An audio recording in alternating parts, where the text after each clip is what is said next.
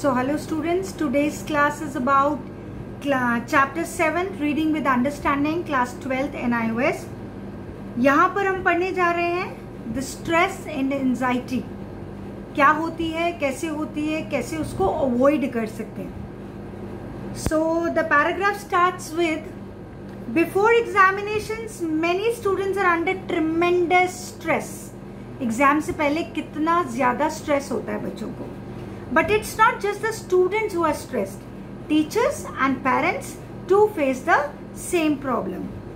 परीक्षाओं से पहले बहुत से विद्यार्थी बहुत ज्यादा तनाव में रहते हैं, लेकिन सिर्फ विद्यार्थी नहीं होते, सिर्फ स्टूडेंट्स ही नहीं होते, उनके पेरेंट्स भी होते हैं, उनके टीचर्स भी होते हैं, सेम स्ट्रेस लेवल होता है. बट सवाल ये उठता है, why do people get stressed? Stress क्यों होता है? Adolescents are faced with the demands of their developmental tasks and that of a complex society. Adolescent को क्या प्रॉब्लम है? समाज को, सोसाइटी को उनसे बहुत ज़्यादा डिमांड्स हैं और वो उसको फुलफिल नहीं कर पाते या करने का उन पर प्रेशर होता है, इस वजह से उनको स्ट्रेस आता है. They need to acquire skills of adjustment to emerge into adulthood unaffected by those demands.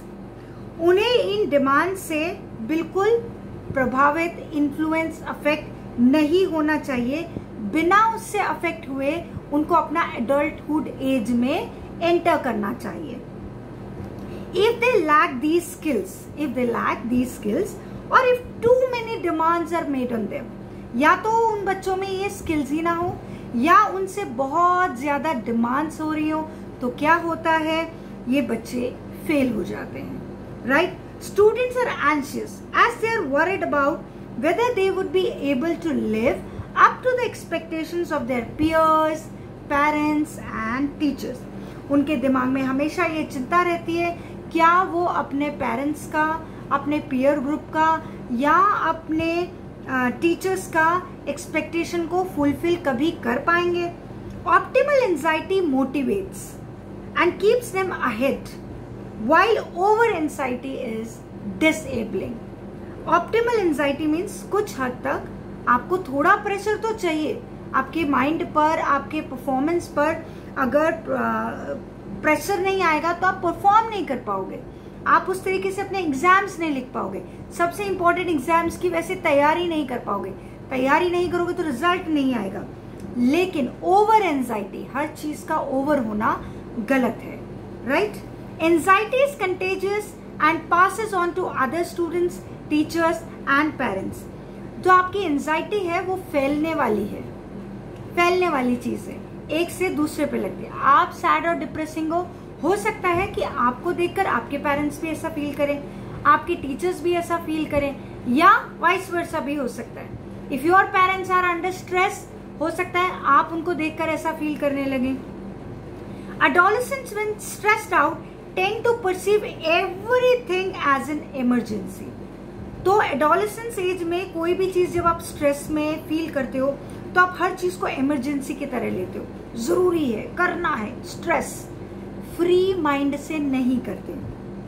Some of the reasons for increase in stress level are identity crisis, need to make career oriented decisions, teachers and parents attitude and peer pressure. ये सारे reasons हैं कि आपको stress adolescence age में क्यों है. Right? Inability to communicate with the parents also plays a major role. जब आप अपने पेरेंट्स से अपने दिल की बात फ्री होकर नहीं कर पाते तो भी आपको स्ट्रेस होता है, तो भी आपको एंजाइटी होती है. Now good memory depends upon a good brain. Good memory depends upon a good brain. Good brain कहाँ से होगा? The brain needs a good supply of oxygen, glucose, calcium, phosphorus and iron. तो जब भी आप अपने एग्जाम्स के लिए, अपनी पढ़ाई करने के लिए एक जगह पर बैठे तो आपका जो रूम है वो वेल वेंटिलेटेड होना चाहिए. हवा आर पार अच्छे से जाए, आपको सांस अच्छे लेने में ऑक्सीजन का सप्लाई आपके ब्रेन तक पहुंचे. Your diet should include. अब डाइट बहुत इंपॉर्टेंट है, आप क्या खा रहे हो. एज अ स्टूडेंट आपके अगर एग्जाम्स होने वाला है, तो आप क्या खा रहे हैं उसका बहुत इंपॉर्टेंट रोल होता है। तो आपकी डाइट में milk, cheese, walnuts, wheat germ, green leafy vegetables, ragi and dates, ये सब आपकी डाइट में अच्छा खाना इंक्लूड होना चाहिए। No junk food. Fatty meals, sugar and acids take away the calcium from the system. जब आप बहुत ज्यादा फैटी मील खाते हो, चीनी वाली बहुत चीज खाते हो, शुगर आइटम्स खाते हो या एसिड्स वाली चीजें होती हैं, तो आपके बॉडी सिस्टम से कैल्शियम को खींच लेती है। Diet rich in fibre like fruits and vegetable help to reduce stress. तो आपकी डाइट में अगर आप फ्रूट्स, वेजिटेबल्स इंक्लूड कर रहे हैं तो आपके स्ट्रेस में काफी रिडक्शन होगा। Then next point is your good concentration. आपका फोकस कैसे आप ध्यान लगा के काम करते हैं, तो आपका गुड कंसंट्रेशन बहुत जरूरी है। Learning and memorising by understanding and recalling what one has learned is helpful. सिर्फ रट्टा नहीं मारना है, लर्न करते वक्त, याद करते वक्त समझ के करेंगे तो ज्यादा टाइम तक आपके दिमाग में रहेगा। Organising and framing a logical relationship is important. Mastery not just of the content of the subject but also the process of answering is equally important. आपको सिर्फ ऐसा नहीं कि आपको कंटेंट आता है बहुत अच्छे से, जो उसका कंटेंट है वो मास्टर किया हुआ, आपने मास्टरी है आपकी उसमें, लेकिन आपको आंसर्स लिखने का प्रॉपर फॉर्मेट भी तो आना चाहिए। Anxiety and fear hamper recall, result in mental block during examinations. तो एग्जामिनेशन के टाइम पे अगर आपको एंजाइटी हो रहा है, फियर हो रहा है, तो आपका मेंटल ब्लॉकेज हो जाता है। कई बार ऐसा होता है जब आपको आंसर्स लर्न किए होते हैं लेकिन आप एग्जाम में लिख नहीं पाते। वाई? बिकॉज आप एंजाइटी और फियर की वजह से आपका मेंटल ब्लॉकेज हो जाता है। Watching television for a long time could lower academic performance. ये सब जानते हैं, टीवी देखेंगे तो हमेशा रिजल्ट कम आएगा। It steals away the reading time. सबसे इंपॉर्टेंट क्या होता है, टीवी देखना आपके रीडिंग टाइम को छीन लेता है। जो टाइम आपको रीडिंग के लिए फिक्स करना चाहिए वो तो आप टीवी देखने में वेस्ट कर रहे हैं, और रीडिंग आपके माइंड को ओपन करता है। Time must be manage between filled and Anfield time. Field time is the time spent sleeping, bathing, eating, dressing and attending school. A student has 10 hours of unfilled time. How best is the student going to utilize this? अब best क्या है, मतलब आपको ये 10 घंटों का वक्त किस तरीके से बेस्ट टू बेस्ट तरीके से यूटिलाइज करना है, बेस्ट तरीके से इसका यूज करना है आपको। उसके लिए क्या करना चाहिए, make a time table for 10 hours, 7 to 8 hours of sleep is necessary. नींद भी बहुत जरूरी है। Positive thought is the seed of the positive result. Always feel positive. If a student has symptoms of anxiety or depression, seek medical help. अगर किसी student को ये symptom है कि उसको एंजाइटी ज्यादा है, उसको फियर ज्यादा है, तो जरूरी भी है कि वो एक मेडिकल हेल्प ले। उसमें शर्माना नहीं है, उसमें एम्बैरस फील नहीं करना है। सेक्शन 2 आता है आपका कि हम इस स्ट्रेस को कैसे प्रिवेंट कर सकते हैं, कैसे हम इसको दूर रख सकते हैं। तो point number A is to avoid और reduce stress you must manage your time properly. एक टू डू लिस्ट बनाइए, अपने काम की एक लिस्ट बनाइए। लिस्ट का पैटर्न कैसा होना चाहिए, पॉइंट नंबर 1 सबसे इंपॉर्टेंट काम कौन से है, very important work.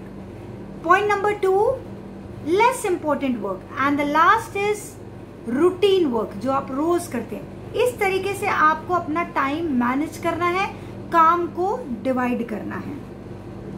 It is very important to allocate a realistic amount of time for each task. You may maintain a diary to monitor tasks still to be done. या जो कर लिए हैं और ये जो बाकी हैं। तो आपको क्या जरूरी है कि आप कोई भी रियलिस्टिक या आप कोई भी काम कर रहे हैं, कोई भी आप काम कर रहे हैं, उसको आप एक realistic amount of time allocate कीजिए। ऐसा नहीं है कि अगर खाना खाने बैठे हैं तो टीवी के आगे बैठ गए और मस्त धीरे धीरे खा रहे हो, आधे घंटे में खाना फिनिश हो रहा है, राइट। टाइम प्रॉपर मैनेज करना पड़ेगा। फिर आता है आपका नेक्स्ट पॉइंट, हॉबीज। हॉबीज बहुत जरूरी है to reduce stress. Hobbies can become as refreshing as sleep. जैसे आप नींद में सोकर उठते हो तो आप कैसा रिफ्रेश फील करते हो, हॉबीज को फुलफिल करने के बाद भी आप ऐसा ही फील करते हो। हॉबीज आपका एज अ मूड एनहांसर्स काम करता है और आपको थोड़ी देर के लिए आपका स्ट्रेस, आपका टेंशन, आपका फियर सब थोड़ी देर के लिए आप भूल जाते हैं। And the last point is, in order to remain calm and peace, you need to train yourself to think positively. Every year, students who are unable to cope with the disappointment caused by failure or performance lower than expected take the extreme step of committing suicide. ये हम सब जानते हैं, बच्चे अगर fail हो जाते हैं एग्जाम में तो सुसाइड अटेम्प्ट करते हैं। But this is a very negative step, very negative thinking. Failing in examination is not the end of the world. Failing in examination is not the end of the world. Furthermore, many geniuses like Ramanujan, Einstein failed examination.